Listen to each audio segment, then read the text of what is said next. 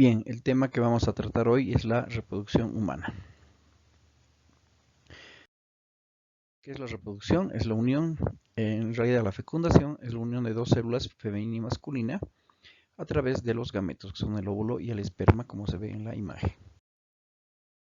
La fecundación se produce cuando el espermatozoide se une al óvulo en las trompas de falopio.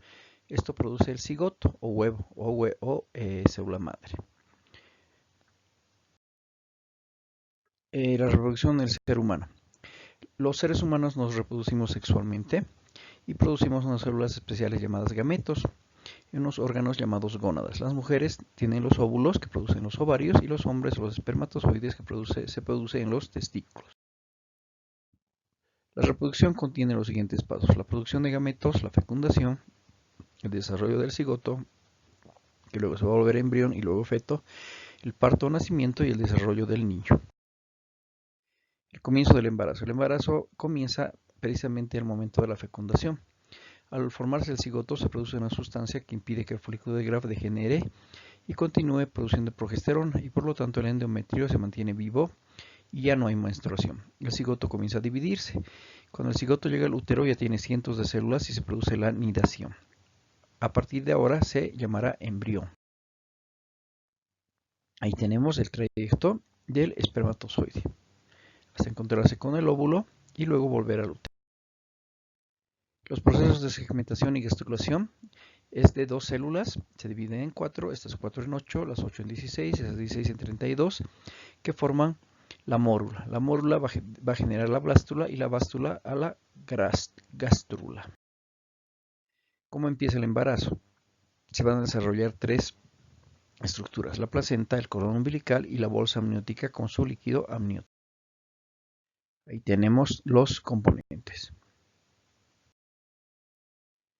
Bien, la placenta está unida al cordón umbilical, que presenta dos arterias y una vena. Esto va a servir para el transporte y el intercambio de nutrientes y de productos de desecho del bebé hacia la madre y hacia el exterior. Anexos embrionarios son el amnios, el corion, el saco vitelino, la alantoides, la placenta y el cordón umbilical. Sus funciones son de protección, nutrición, excreción y producción de hormonas y la respiración. A estos se llaman anexos embrionarios. El desarrollo del embrión comienza cuando la mujer empieza el proceso del embarazo. El embarazo dura aproximadamente 9 meses, que vendrían a ser 40 semanas, y termina con el proceso del parto. La placenta. A través de la placenta, la sangre, los nutrientes y el oxígeno llegan al embrión. El cordón umbilical está formado por vasos sanguíneos, dos arterias y una vena, que comunican al embrión con la placenta. Y la bolsa amniótica es una bolsa llena de líquido, llamado líquido amniótico, que va a proteger y va a favorecer el movimiento del embrión.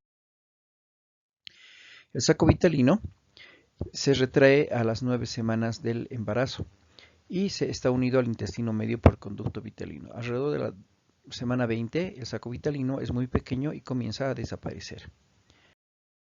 El saco vitelino transporta nutrientes y su importancia radica en el desarrollo de la sangre en el saco vitelino, que va a producir la hematopoiesis, es decir, la producción de sangre. A la cuarta semana, el saco vitelino se incorpora al embrión como intestino primitivo que da origen a la tráquea, bronquios, pulmones y aparato digestivo.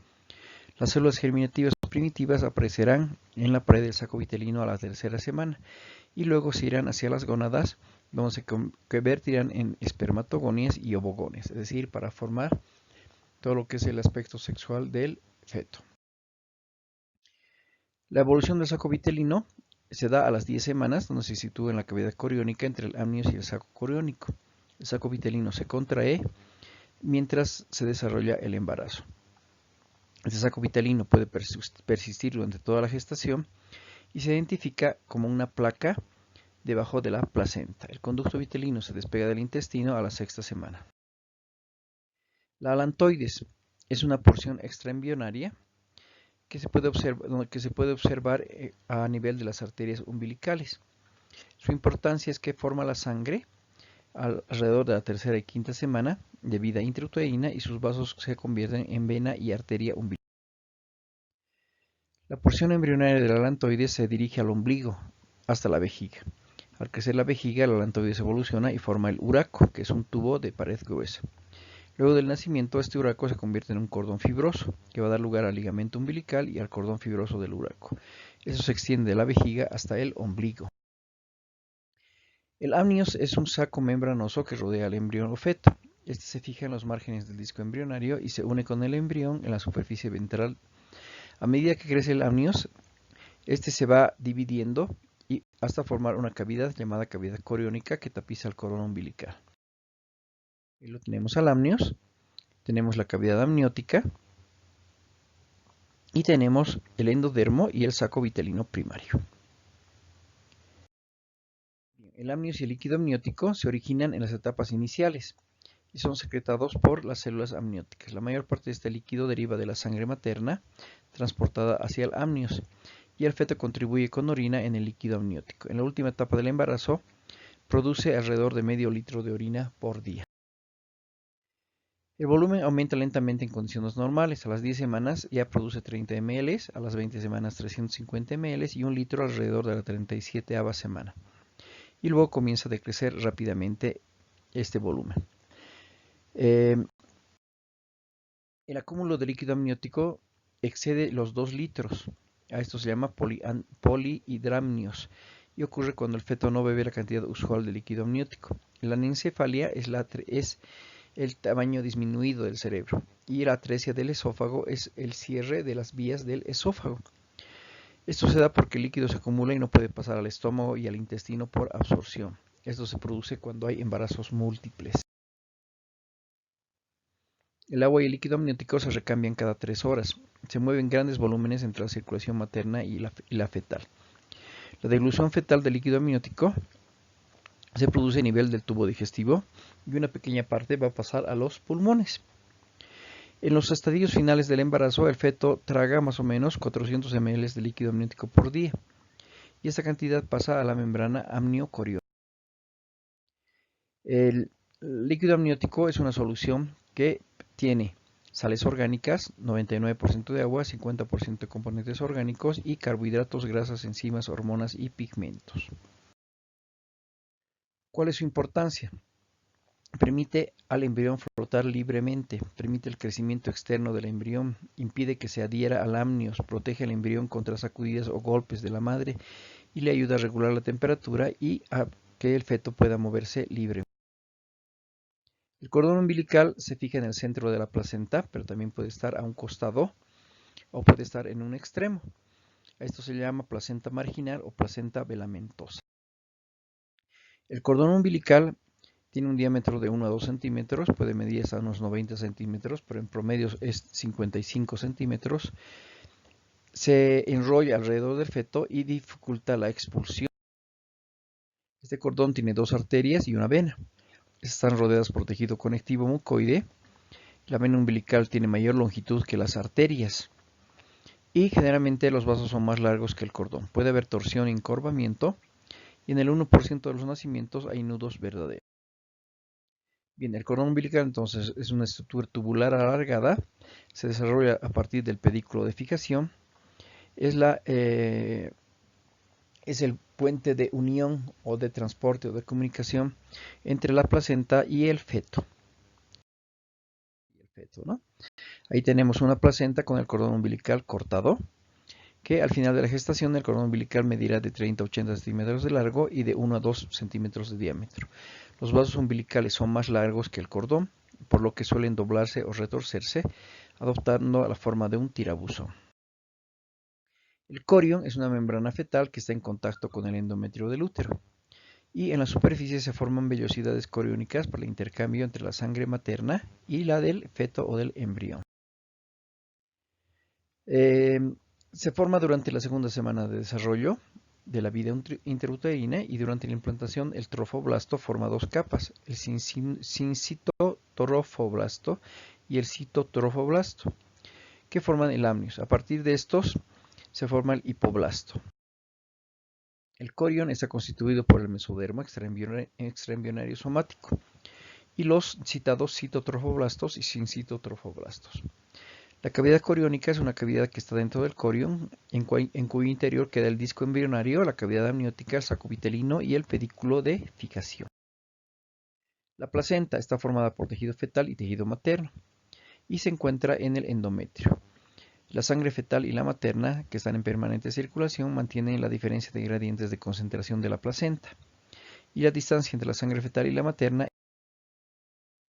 Una placenta término es una placenta que ya está, que está ubicada antes del nacimiento. Luego del nacimiento se expulsa del útero esta placenta. El cordón umbilical, el amnios y el corión. La placenta presenta una forma de disco plano circular y oval, con un diámetro de 15 a 20 centímetros, el grosor de 2 a 3 centímetros y un peso de 500 a 600 gramos. Esta placenta término también tiene unas vellosidades que están en contacto con la decidua basal. Cuando las vellosidades persisten en otros sitios, ocurren variaciones, como ser la placenta accesoria, la bidiscoidea, la difusa o la placenta en. Ahí tenemos la imagen de la placenta, donde se ubica en el organismo de la madre y cómo se comunica con el feto o el embrión a través del cordón umbilical. Bien, el desarrollo del embarazo mes a mes. Durante los 9 meses de embarazo, el feto se va formando y crece hasta formar el bebé. Al mismo tiempo, la madre sobrelleva varios cambios, tanto físicos como emocionales. En este proceso están presentes la familia, los parientes, los enfermeros y toda la gente que va a estar en contacto con la madre en el momento del parto. La gestación o embarazo comienza con la fecundación y acaba en el parto. Esto dura más o menos unos 280 días, que son 40 semanas o 9 meses. El desarrollo del feto se va a dividir en trimestres, un primer trimestre, un segundo trimestre y un tercer trimestre. En el primer trimestre el embrión se va a convertir en feto. A partir de los 3 meses ya se llama feto. Al quinto mes el feto se comienza a mover y ya se puede saber qué sexo va a tener. Y a los 9 meses ya está preparado para nacer. Lo normal es que nazca con unos 3 kilos y unos 50 centímetros de longitud. Los prematuros nacen antes de tiempo y se los llama 7 mesinos u 8 mesinos y necesitan cuidados especiales.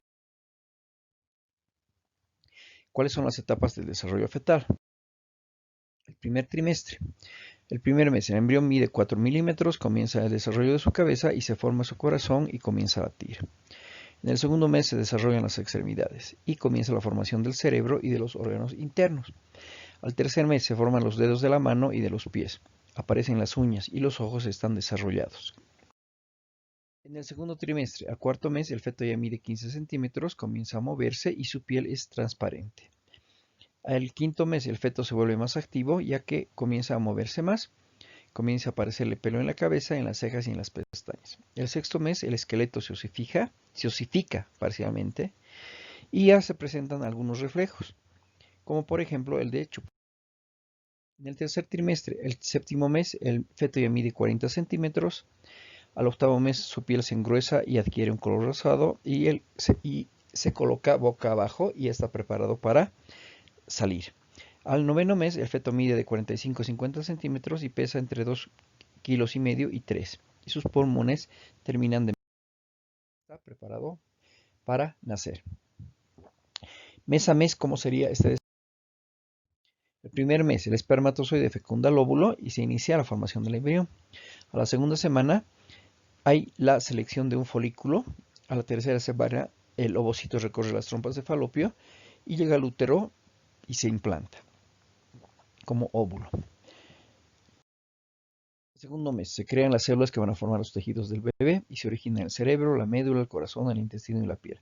Comienza la formación de los rasgos de la cara. El embrión comienza a adquirir una forma humana y mide unos. Al tercer mes el embrión se llama feto, sus órganos todavía tienen que madurar, se definen los genitales, pero es muy pronto para saber el sexo. Mide 7 centímetros y pesa unos 20 gramos.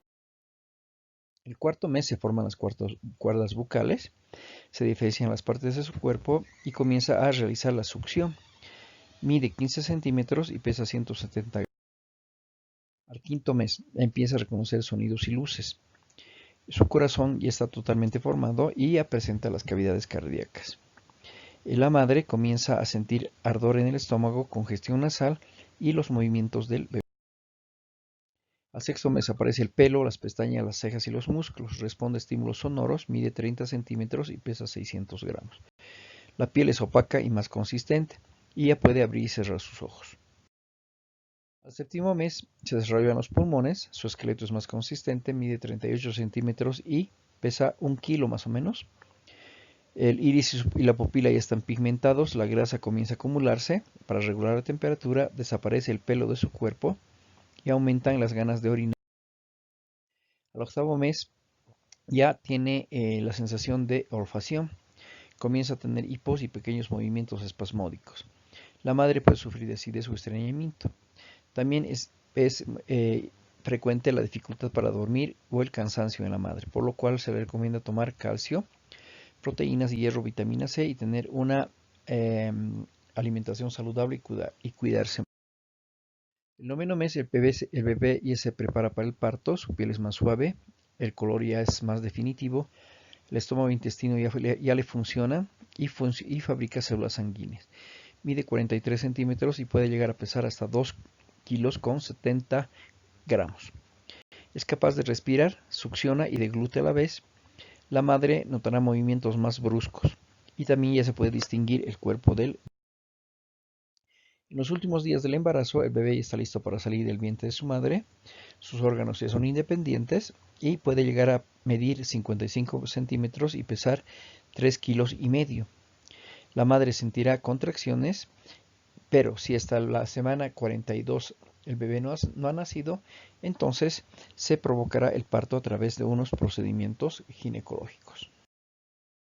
El parto es la salida del feto o del bebé o la expulsión del feto del vientre materno. El orificio de salida del útero empieza a dilatarse y se producen contracciones. En la expulsión es la salida del bebé. La vagina se dilata y el cordón umbilical se corta y la cicatriz es el ombligo. El alumbramiento es la expulsión de la placenta hacia el exterior, muy diferente entonces al alumbramiento de parto. Ahí tenemos la dilatación, la expulsión, el nacimiento y el alumbramiento, con todas sus fases que ya se ha explicado. ¿Cuál es el nacimiento? Es el inicio de las contracciones uterinas regulares y la expulsión de la placenta. El trabajo de parto es el conjunto de fenómenos o procesos activos y pasivos para producir el nacimiento o la expulsión del bebé. El parto es el conjunto de fenómenos fisiológicos que llevan a la salida del feto y de los anexos fetales del claustro materno. La dilatación del cuello uterino es el aumento del cuello uterino a consecuencia de las contracciones del útero, y su dilatación se completa cuando se alcanza los 10 centímetros. El grado de dilatación cervical se mide en centímetros. ¿Cuáles son las características del trabajo de parto? La extenuación, la incomodidad, el sufrimiento, el esfuerzo corporal excesivo, el dolor y el trabajo arduo. Todo esto se da en la madre. Los tipos de parto pueden ser un parto vaginal, o también llamado el parto normal, el parto por cesárea, que es con un corte a nivel abdominal, el parto con instrumento, con forceps o espátula, en el cual se utiliza el forceps para hacer que el bebé salga, y finalmente es el parto al vacío, por el cual se lo absorbe o se lo jala al bebé. Bien, la clasificación del parto por el tiempo es el parto inmaduro, que es a las 28 semanas, el parto a pretérmino, que es hasta las 36 semanas, el parto a término, que es en los 9 meses o 40 semanas, y el posttérmino hasta las 42 semanas. El parto por su comienzo puede ser espontáneo o inducido. Cuando es espontáneo, se desencadena el trabajo de parto en forma normal. En cambio, cuando es inducido, se debe utilizar alguna técnica, como la maduración cervical o la inducción con medicamento. El parto por su finalización puede ser eutóxico o distóxico. El eutóxico es el que comienza y termina de forma natural y espontánea. El distóxico es cuando se necesitan maniobras o intervenciones quirúrgicas realizadas por el médico. Bien, ¿qué es la lactancia materna? Se define como la alimentación del lactante con la leche materna sin otro alimento sólido durante los primeros 6 meses, y luego se dará una integración gradual de complementos. Durante el embarazo, al elevarse los niveles de progesterona, prolactina y lactógeno, los lóbulos que se expanden como racimos en la glándula mamaria se preparan para cumplir su función primordial, producción y secreción de leche. La lactogénesis es el proceso por el cual la glándula mamaria comienza a secretar leche, es decir, cómo se va a producir la leche materna que va a ir a alimentar al feto o al bebé. La galactopoiesis es la mantención de la producción de leche y ocurre después del parto, alrededor del 9º día. La composición de la leche materna tiene agua en un 87%, hidratos de carbono, lípidos y proteínas, es decir, es un alimento completo. La leche materna va cambiando su composición química desde el preparto en calostro, leche de transición y leche. ¿Qué es el calostro? Es un fluido espeso y amarillento que se secreta en la mama después de la primera semana después del parto. Es decir, es la primera leche. Las proteínas, vitaminas y minerales son también abundantes en esta leche de transición. Es decir, que el calostro es una leche primitiva, digamos. Las funciones del calostro son de facilitar el restablecimiento de la flora bífida en el tracto digestivo, contiene un factor de crecimiento esencial, es el primer medio de cultivo intestinal e inhibe la formación de inmunoglobulinas E que pueden producir reacciones alérgicas. La leche de transición se produce entre el cuarto y el 10º día después del parto. En relación al calostro, esta leche presenta un aumento en el contenido de lactosa, grasas, calorías y vitaminas, y está disminuido en proteínas, inmunoglobulinas y vitaminas. Es decir, que la leche de transición es una leche más completa que el calostro. La leche madura ya finalmente se produce a partir del 10º día en una proporción de 700 a 800 mililitros. Tiene 88% de agua, tiene carbohidratos, lactosa, tiene lípidos o grasa y tiene proteínas. Y tiene también inmunoglobulinas A, G y M que le van a ayudar contra las infecciones. ¿Cuáles son los beneficios de la lactancia? Que le protege de alergias, enfermedades gastrointestinales, enfermedades de la piel, enfermedades respiratorias y enfermedades del oído. Los beneficios para la madre es que hay un vínculo entre madre e hijo.